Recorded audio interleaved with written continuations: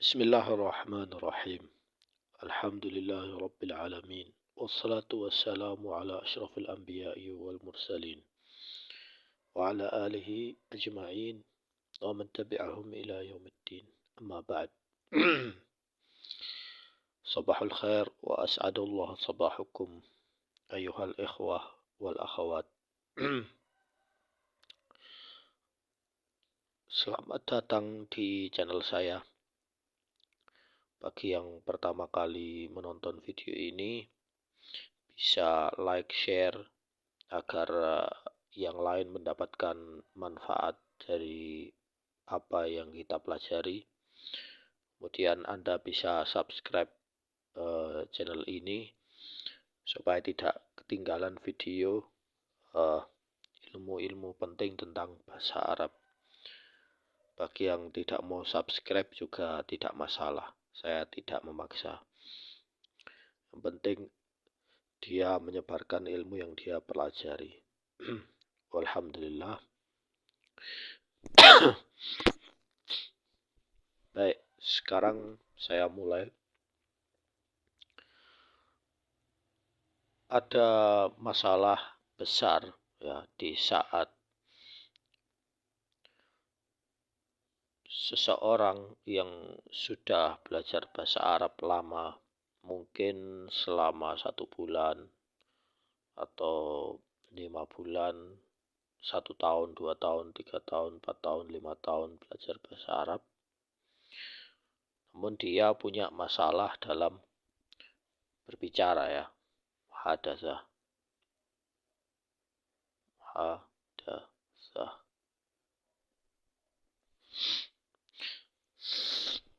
Dalam muhadatsah ini yang paling sering saya temui. Jadi muhadatsah itu punya komponen penting.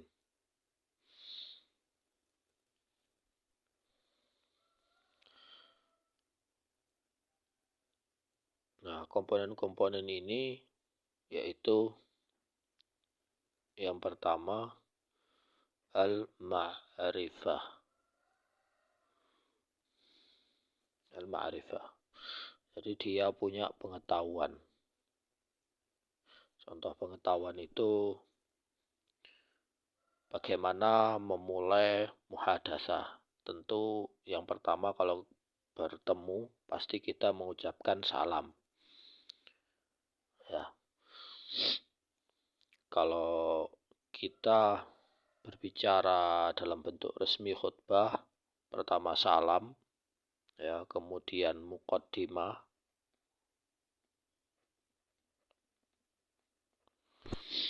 nah, lalu sambutan, nah, muqaddimah sambutan, lalu maudhu itu apa yang ingin dia bicarakan di dalam misalnya pertemuan itu atau dialog itu, ya. Salam, muqaddimah, sambutan, maudhu, yaitu topik yang ingin dia bicarakan. Lalu ketika selesai dia penutupan.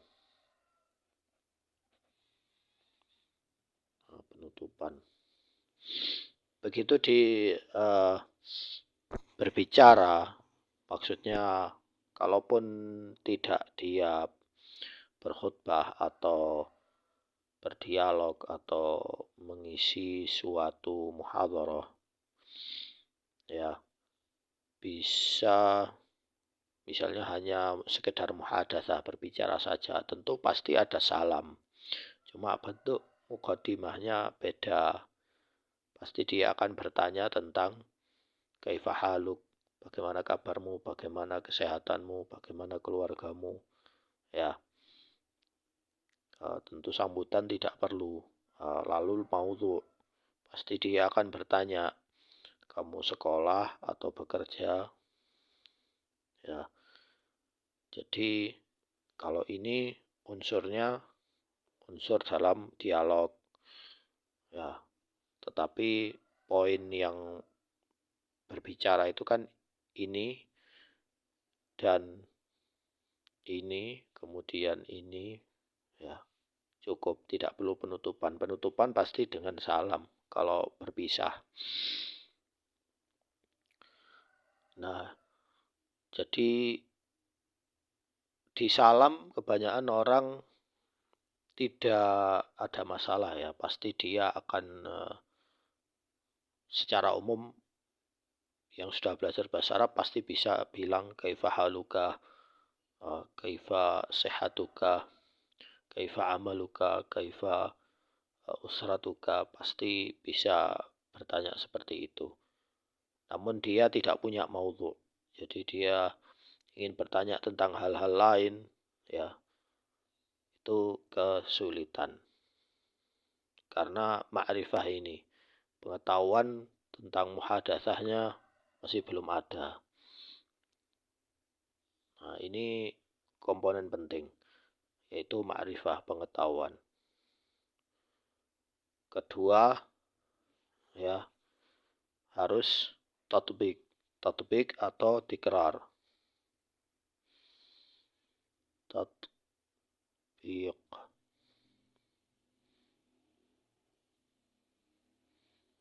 Wa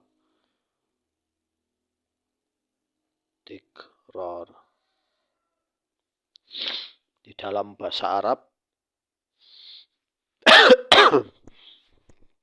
maaf ya, di dalam bahasa Arab itu ada yang namanya tatbik wa tikrar. Tatbik itu langsung praktek. Kemudian tikrar. Tikrar itu mengulang.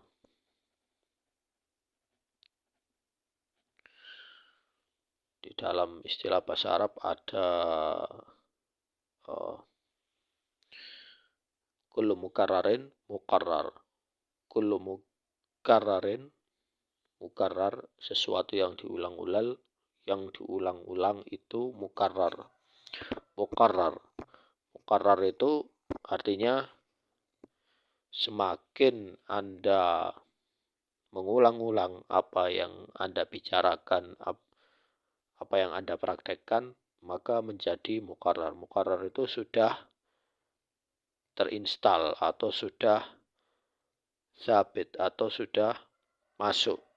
Intinya semakin kuat apa yang Anda pahami, apa yang Anda bicarakan akan semakin Anda masuk ilmu yang Anda ulang-ulang itu.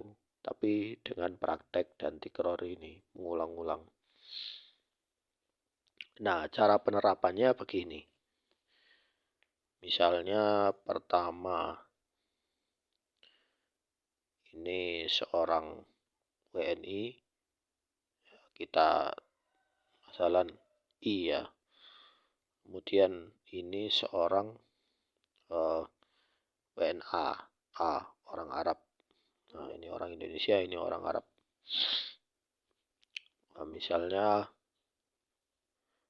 dia ingin berbicara dengan orang ini. Pasti dia memulainya dengan pengetahuan. Dia sudah punya pengetahuan tentang salam dan muqaddimah, pertanyaan-pertanyaan lain yang umum ditanyakan. Namun ketika orang ini menjawab, ya di sini pasti orang ini masih di maudhu'nya atau topiknya hanya ini aja dulu. Nah, ketika orang ini sudah masuk pada topik, yaitu topik maudhu' lain, misalnya dia menanyakan di mana pasar, aina suq, di mana pasar atau di mana ATM pakai bahasa Arab. Nah, ini mungkin dia tidak paham. Nah, jadi saya kasih solusi.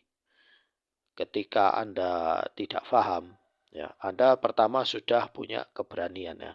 Keberanian untuk berbicara. Itu bagus, itu yang pertama bagus. Kedua, Anda sudah bisa menjawab pertanyaan-pertanyaan umum yang dia ajukan. Namun ketika ada pertanyaan yang dia tidak paham, nah, solusi pertama yaitu jika Anda bisa bahasa Inggris, Anda bertanya kepada orang ini, orang Arab, what's the mean? Misalnya suk, apa arti suk itu?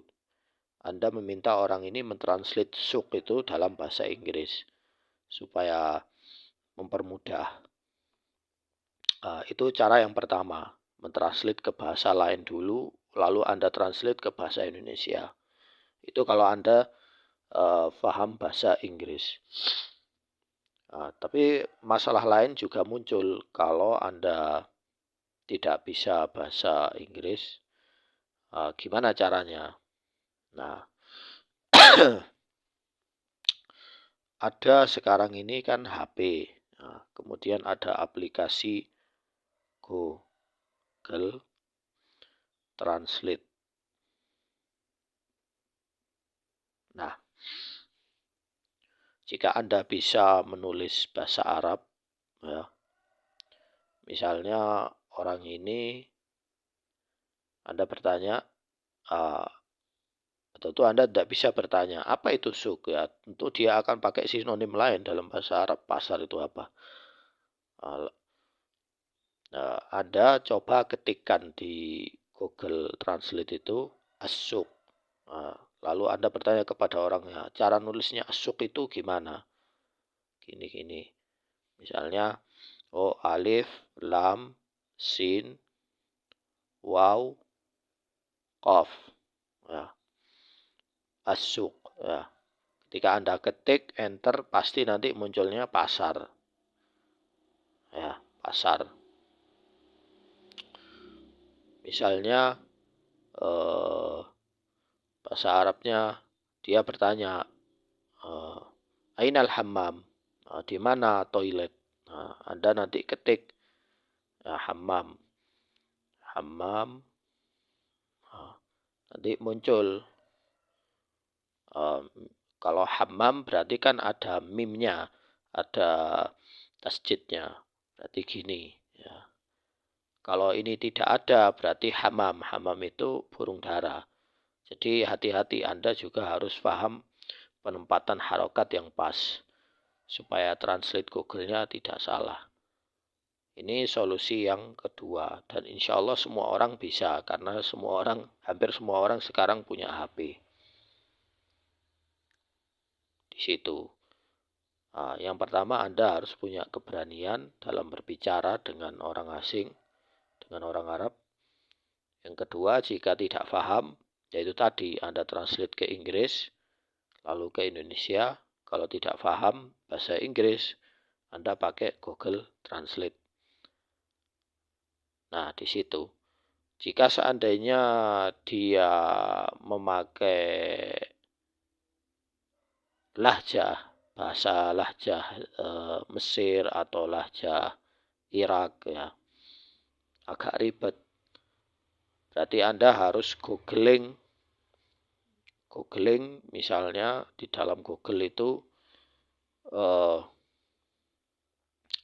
arti kata ish.